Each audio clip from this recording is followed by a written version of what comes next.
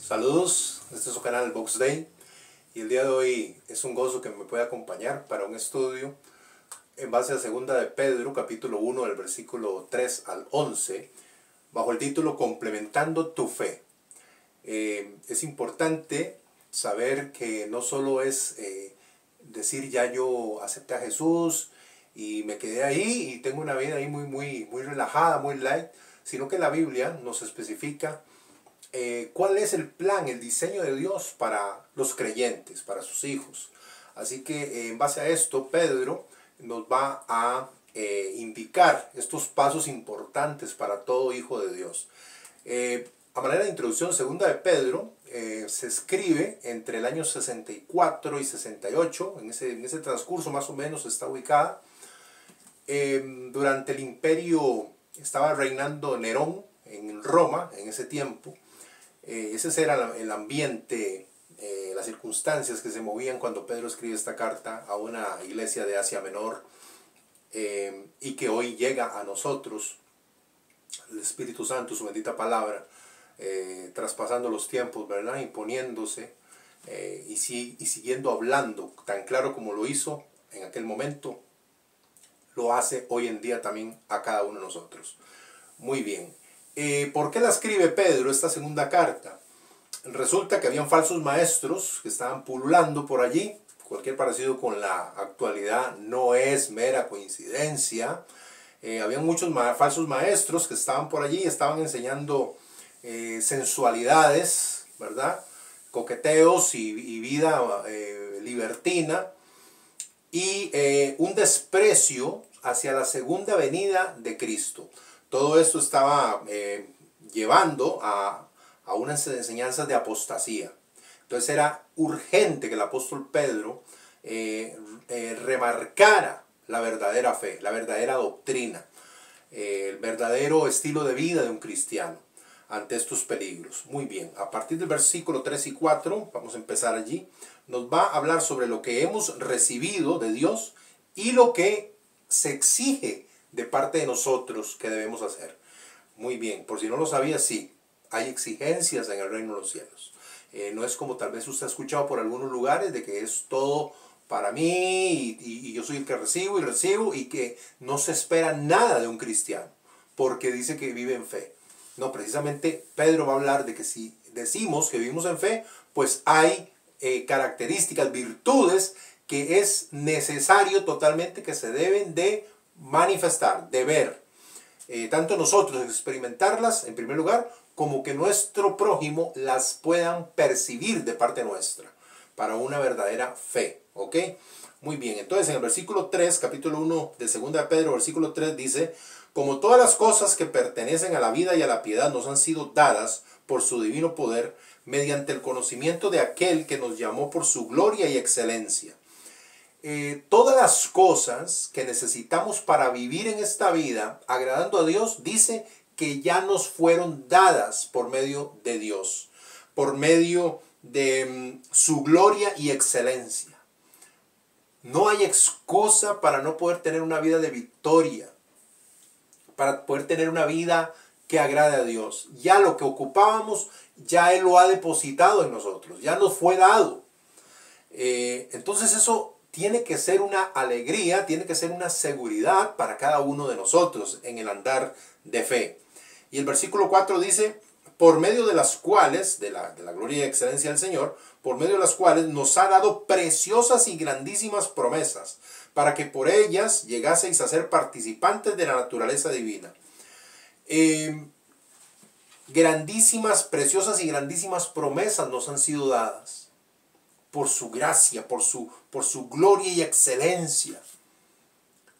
Preciosas promesas que cuando usted y yo las podemos ver, las estudiamos, las apropiamos, nos va a llevar indefectiblemente, nos va a llevar a una vida de consagración, nos va a llevar a una vida de agradecimiento, nos va a llevar a una vida de pasión a Dios. Cuando te dice que la muerte es el postrer enemigo que será vencido, que la muerte no es el que va a tener la victoria, ¿cómo no estar gozoso de semejante promesa, que a todos los que creyeron en Él les levantará un día en victoria, resucitados. Nosotros tenemos esto, que reinaremos con Cristo, otra más, ¿verdad? Que reinaremos con Cristo al final, cuando sí habrá la verdadera justicia, cuando el sol de justicia vendrá y se manifestará completamente. Entonces hay tantas maravillosas, preciosas promesas que el mundo no entiende, que el mundo no cree, que el mundo se burla, como les repito, cuando Pedro escribe esto, se estaban burlando, despreciando la segunda venida de Cristo. Por eso Pedro escribe esta carta. Entre muchas de las cosas, la escribe por eso también.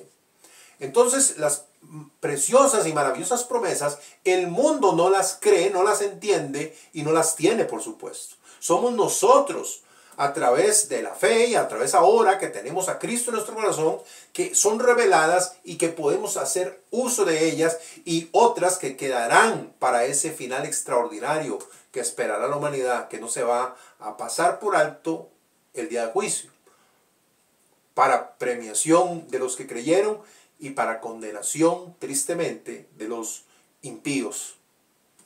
Muy bien, entonces dicen allí en el 4, por medio de las cuales nos ha dado preciosas y grandísimas promesas para que por ellas llegase a ser participantes de la naturaleza divina. Este estilo de vida, de creer, es lo que revela que efectivamente en nosotros ahora hay una nueva naturaleza. Porque si no, si somos incrédulos, si no aspiramos a esa esperanza viva, pues entonces ¿qué diferencia hay con el que no tiene fe, con el que no ha creído? Entonces nos estaríamos engañando porque no tenemos fe. Aunque pueda usted ir a una iglesia, aunque usted pueda leer la Biblia todos los días, pero si usted no cree estas cosas, si usted no las experimenta, no las vive, pues será un autoengaño. No ha cambiado la naturaleza. Los que han nacido de nuevo experimentan esto, viven esto y creen esto. Y esto es lo que les está esperando maravillosamente. Muy bien. Dice, habiendo huido de la corrupción que hay en el mundo a causa de la concupiscencia, o sea, de los deseos. Habiendo huido de la corrupción del mundo. Un cristiano verdadero, una persona que verdaderamente ha creído en Cristo Jesús, ¿qué dice que tiene que hacer? Huir de la corrupción del mundo. Huir de la corrupción del mundo. A causa de los deseos. Entonces, cuando usted ve a una persona que confiesa que sí, que cree en Dios, pero su estilo de vida pareciera que en lugar de huir de la corrupción del mundo, parece que también se está refugiando, pues algo no calza aquí. Algo no calza. Repito, el autoengaño está a las puertas. Y una vida de apostasía es la que está casi abrazando ya a esta persona. Muy bien, dice entonces en el versículo 5, ahora sí, que es en lo que el video se va a concentrar el día de hoy, va a dar 7 virtudes con la fe, son 8, de una verdadera fe, de un verdadero cristiano, del proceso de crecimiento en la vida cristiana. Lo va a describir Pedro y nos lo va a remarcar que cada cristiano debe de preocuparse, esforzarse, la palabra que va a utilizar con toda diligencia, que es esforzarse, en día a día ir cosechando esto, ir incorporando esto en nuestra vida como cristianos. Estas virtudes, dice así en el versículo 5, vosotros también poniendo toda diligencia, todo esfuerzo, ¿verdad? Por esto mismo, añadid a vuestra fe virtud. Y entonces lo primero es la fe. Tengo fe, Carlos. ¿De qué fe está hablando este versículo? En la palabra en griego que se usa en esta parte de Pedro es la palabra pistis, que quiere decir confianza en Cristo para salvación. Así que esta fe que está mencionando aquí es la fe salvífica. Es la fe de salvación, de que creo en Cristo para salvación. Esto es muy revelador. Como usted y yo vamos a ir viendo esto en estos minutos, vamos a poner las barbas en remojo, mis hermanos, mis amigos. Porque cuántas veces, no, yo creo, yo ya hice la oración aceptando a Jesús, pero no hay un avance, no hay un cambio, mis hermanos. Mis hermanos, sí, el ladrón en la cruz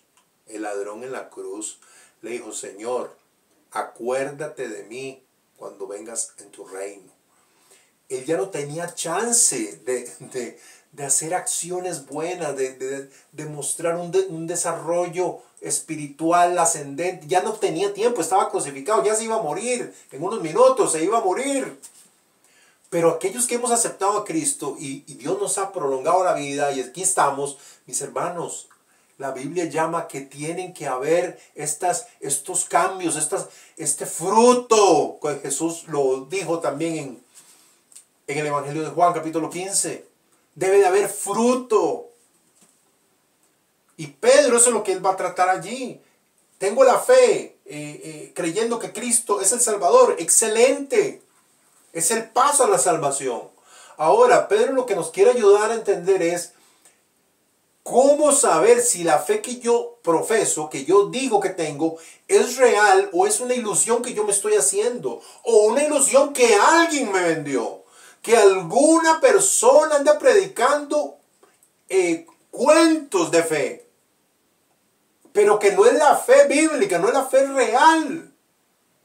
No, tranquilo, usted ya aceptó al Señor, ¿verdad? Sí, claro, hace tanto tiempo hice la oración y no ha habido absolutamente ningún cambio en esa vida. Esto es de lo que trata. El cristiano tiene que ir como la luz de la aurora, en aumento hasta que el día es perfecto. Eso glorifica a Dios, honra a Dios. Bendice a las personas. Somos agentes de salvación que Dios nos puede utilizar para alcanzar a muchos.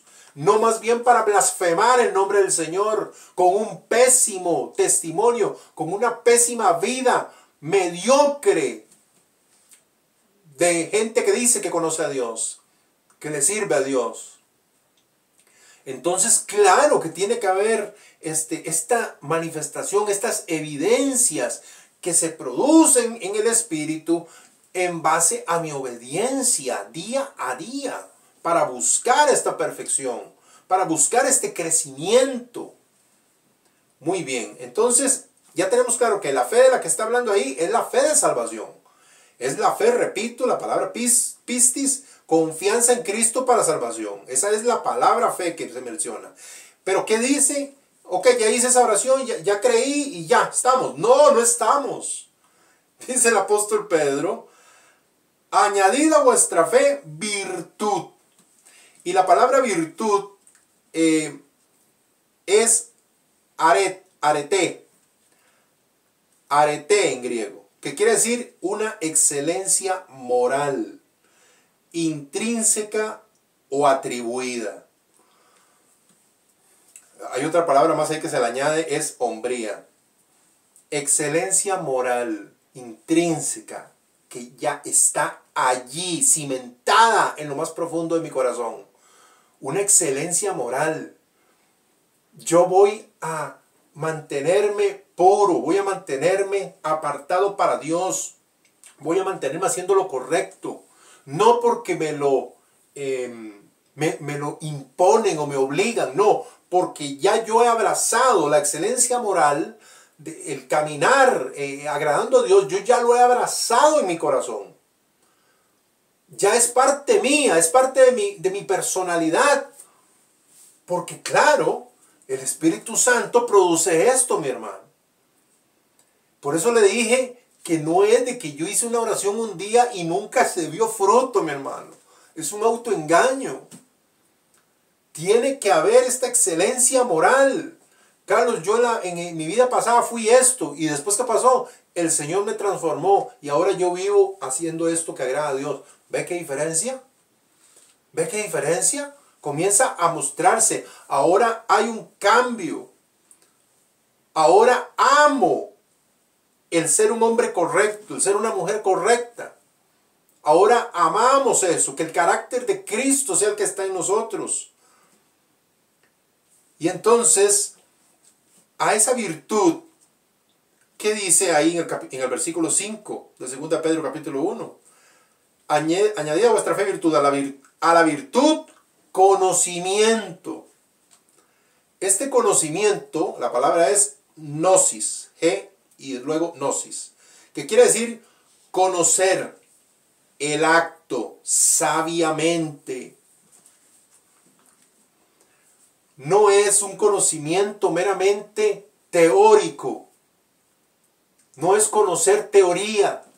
Ah, sí, sí, claro. No, y Génesis, se escribió aquí, y de lo que trata es esto, y tengo un diplomado en lo que es el libro de Génesis, y después, y de toda la Biblia, y del Antiguo Testamento, una licenciatura en el Antiguo Testamento, y un doctorado en el Nuevo Testamento, y todos los títulos. No es eso, no es ese conocimiento, mis hermanos, no es ese conocimiento. Es de acción, es de experimental, es un conocimiento experimental en mi vida. Y entonces dice que la comunión del Espíritu Santo esté con todos vosotros. Ah, sí, claro. No, y entonces, como ahorita que yo les estoy diciendo estas palabras en griego para ampliar la idea. Y entonces, ah, sí, la comunión del Espíritu Santo, lo que quiere decir es el... No, pero usted ha tenido comunión. ¿Pero usted tiene comunión con el Espíritu Santo? ¿O simplemente voy a dar una clase, voy a leer algo y explicar palabra por palabra? ¿O yo lo he vivido, yo tengo comunión con el Espíritu Santo? Por poner un ejemplo. Y así con cualquier parte de la Escritura. No es ese conocimiento frío, mecánico. Es experimental. Tengo que vivirlo, tengo que estar por allí, equilibrado, sobrio, sabio, un conocimiento sabio, que cuando yo se lo transmita a otra persona, no es algo frío, no es algo muerto, sino que es vida ese conocimiento. Cuando lo transmito a otros, es vida lo que estoy transmitiendo. Por su espíritu, porque yo he estado allí, no es que me lo contaron, es que yo ya he estado allí, yo ya lo he visto cómo Dios opera, he visto cómo Dios habla, he visto cómo Dios se mueve, tengo que experimentarlo, sé cómo Dios corrige. No es un conocimiento de aula, que es muy importante, tiene su parte valiosa el aula. De un instituto, un seminario o donde tú te prepares, eso está muy bien, pero no es eso lo que va. Es a que haya una vida real de conocer a Cristo, de conocer a Dios. Eso es a lo que el Señor está llamando a cada cristiano. No a alguien que enseña, a cada cristiano, a cada hijo suyo, cada hija suya. ¿Y se queda allí o seguimos? Dice, a la virtud añada conocimiento. Al conocimiento, dominio propio. Al conocimiento, dominio propio. La palabra es enkrateia, que específicamente es continencia, templanza. Dominio propio. Claro, porque algunos dicen que con el conocimiento, si se queda solo en la que estaba antes, que era el conocimiento, y no sabe manejar esto correctamente, como les explicaba, el conocimiento envanece. Qué peligroso, mis hermanos. Qué cuestión de dos filos que puede ser si nos quedamos solo hasta el conocimiento, mis hermanos. Y entonces yo voy a menospreciar al que sabe menos. Voy a ser altanero con el que sabe menos. Voy a tratar de ridiculizar al que sabe menos. Entonces está hablando de un dominio propio con sabiduría. Está hablando de un dominio propio en todo el resto de las actividades en que yo me voy a enfrentar, mis hermanos. Dominio propio. Usted va a tener que aprender a controlarse. Cuando te hacen algo, cuando usted tiene ganas de tomar su propia justicia en sus manos, va a tener que controlarse. Va a saber cómo es que piensa Dios, ¿Qué es lo que le agrada a Dios? A Dios le agradaría que usted haga eso, en una revancha, por desquitarse o por defenderse desmedidamente. O hay momentos en que Dios dice, toma el dominio propio.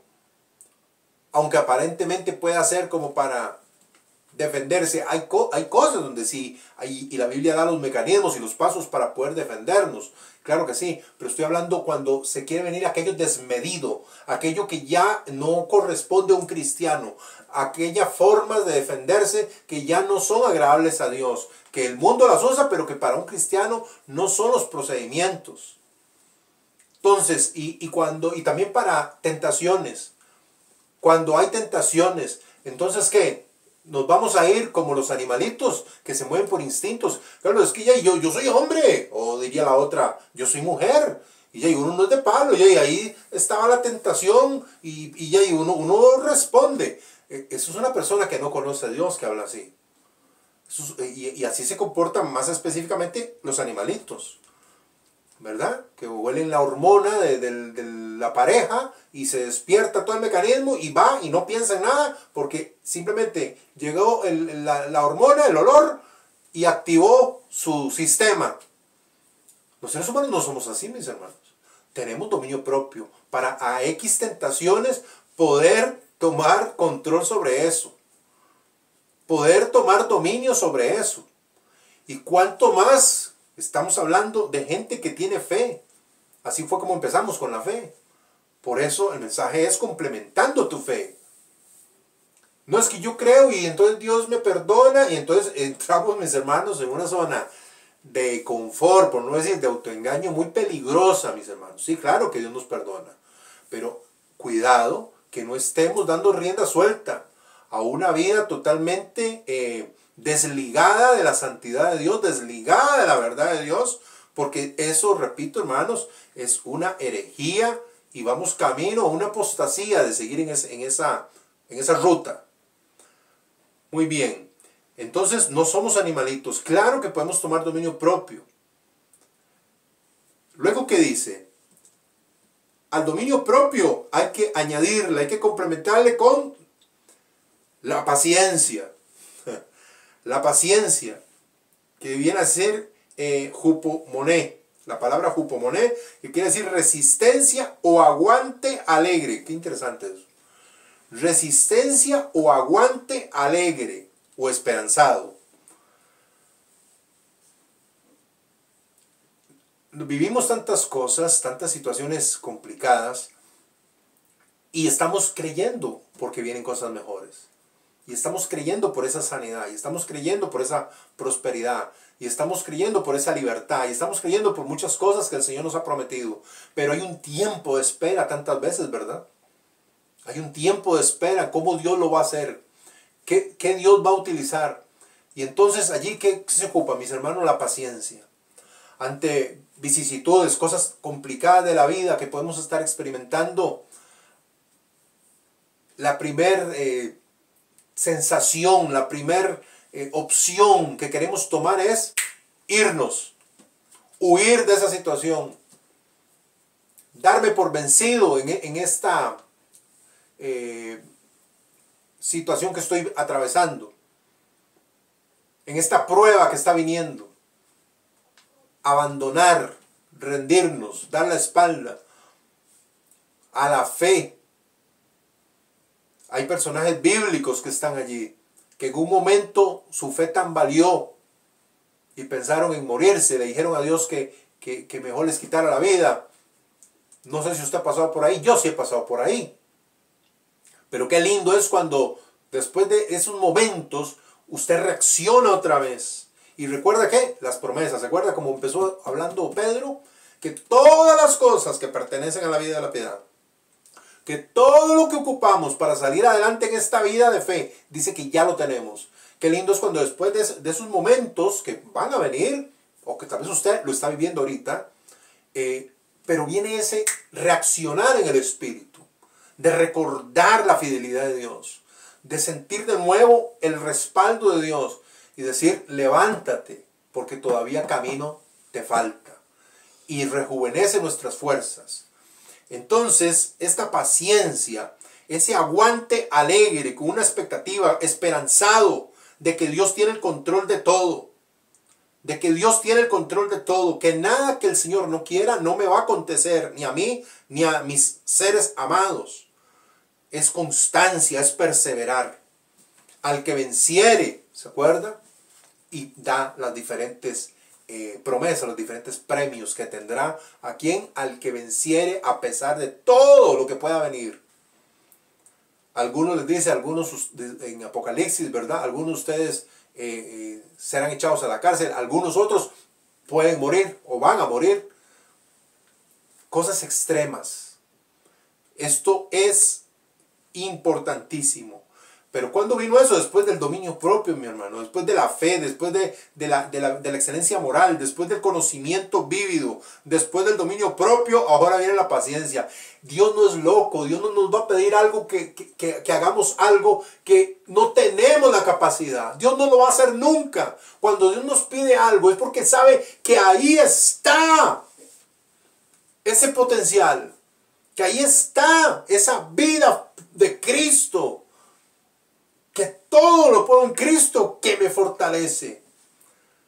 La paciencia, ahí está. Agrada a Dios una vida que no se concentra en las tormentas, en lo que está pasando. Se concentra en la fidelidad de Dios y que allí está estoicamente. Esto es para valientes, mis hermanos. El ser paciente no es de débiles en cuanto al término bíblico. Este ser paciente en creer a Dios a pesar de todo y en seguir aguardando en Dios es para valientes. Luego dice, a la paciencia, piedad. La piedad, la palabra griega es eusebeia, que específicamente es esquema del evangelio piadoso. Una vida de acuerdo a la palabra. Vivir de acuerdo a la palabra de Dios. Al modelo de vida de Jesucristo ha dejado establecido. Porque alguien podría decir, bueno, yo me voy a encerrar en una cueva a ser paciente, ¿verdad? Me voy a encerrar en una cueva y aquí... No, mis hermanos. Él nos ha llamado a salir, a mostrar nuestra vida. A mostrar nuestra vida a muchos, a los demás cristianos y con más razón a los que no le conocen a Cristo. El mundo necesita ver gente que vive diferente, una vida de piedad, una vida con los principios, con los valores del reino de los cielos, del evangelio de Jesucristo. Necesita ver gente que perdona, gente que ama, gente que extiende su mano, que restaura, gente que cree. Gente que abraza.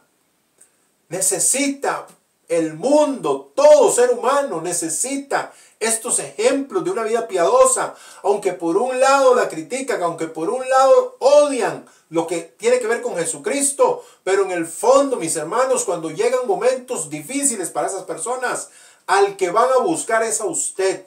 Usted como hijo de Dios, usted como hija de Dios. Esos vecinos que tal vez se han burlado o que no lo quieren, cuando tienen el momento de crisis, al que van a buscar es a usted para que le ayude, para que le dé una palabra, porque han visto que su estilo de vida, un estilo de vida piadoso, regido por la palabra de Dios, por los principios, por los valores de la palabra del Señor. Y eso es lo que el Señor hoy anhela, quiere y está demandando a su iglesia. A todos aquellos que le tienen, que deben de crecer en estas cosas, que deben de ejercitarse en estas cosas. A la piedad, ¿qué le debe de añadir a la piedad? Afecto fraternal. El afecto fraternal, la palabra muy conocida, Filadelfia, es afecto, Filadelfia, que ama a los hermanos. Está hablando de esa relación con el prójimo. Esa relación no de juzgar, sino de extender la mano, de ayudar, de colaborar, de apoyar, de asistir como hermanos. esa vida ya más personalizada. Ya no solo es que otros a distancia ven mi buen caminar, ven mi buena vida, sino que yo soy alguien próximo. No soy alguien lejano, alguien como en una nube. Es que esa persona vive como... No, Dios no quiere que la gente piense que nosotros vivimos en una nube. Eso no lo quiere Dios. Dios quiere que estemos próximos. Que tengamos ese amor fraternal, ese contacto, esa misericordia, esa ayuda. Es lo que el Señor está llamando a su iglesia. Porque somos el cuerpo de Cristo. Y es la manera en que Él se ha placido en tocar este mundo, en tocar estas vidas, a través de sus hijos, de sus hijas. Y luego dice que a ese afecto fraternal hay que añadirle, hay que complementarle el amor. Y una palabra conocida para los que estudiamos la Biblia es el ágape, amor ágape. Habla de un festín de amor, de una fiesta de amor.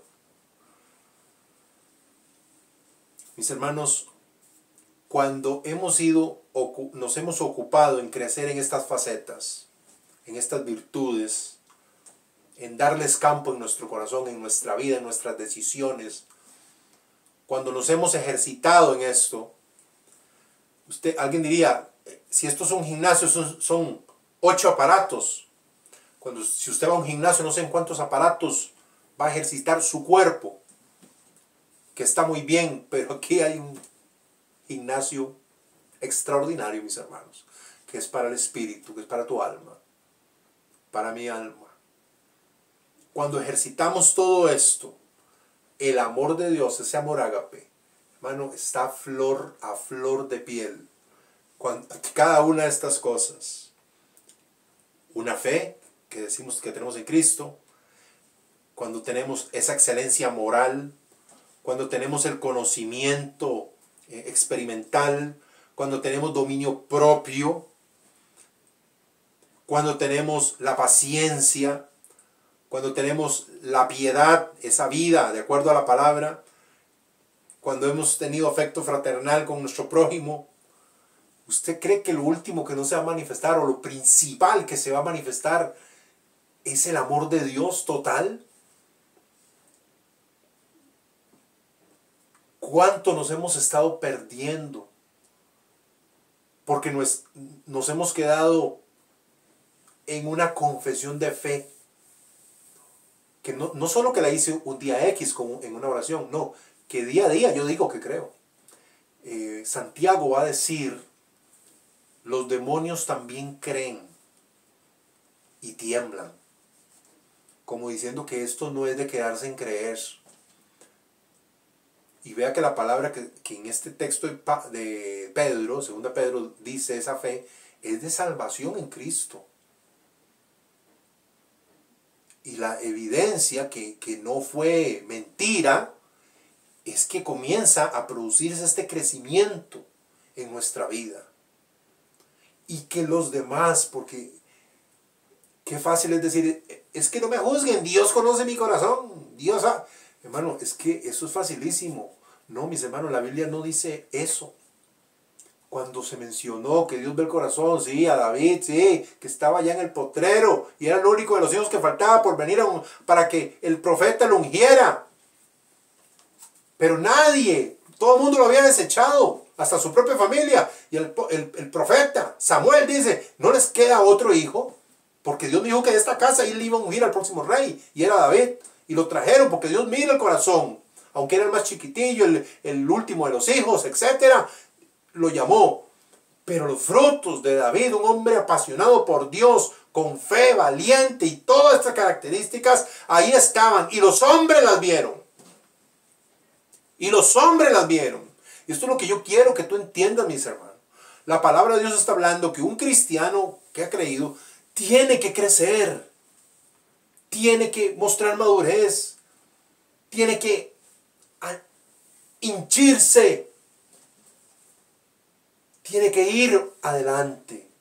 Esa es la voluntad de Dios. ¿Llevarnos de qué? De gloria en gloria, de victoria en victoria, de poder en poder.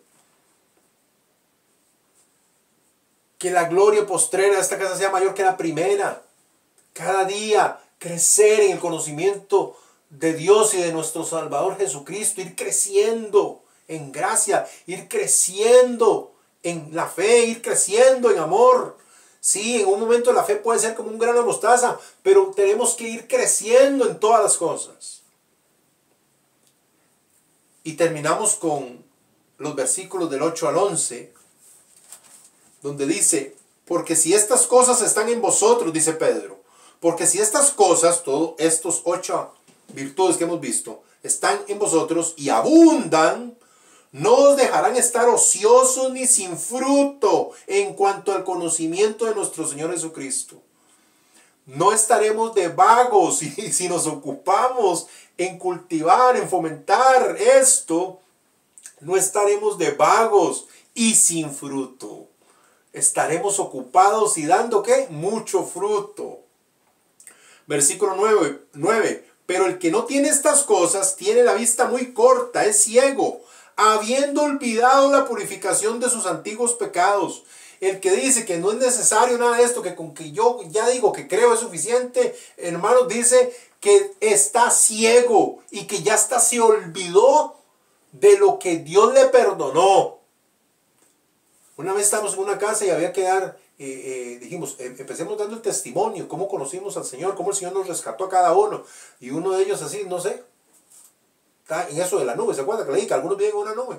Dice, no, ya eso pasó. No quería hablar de cómo el Señor los rescató. Y no sé, alguna vida bastante complicada de haber tenido, no sé. Pero ya se había olvidado de que el Señor, quería olvidarse de lo que el Señor lo salvó. No, mis hermanos, no seamos espiritualoides y no seamos hipócritas.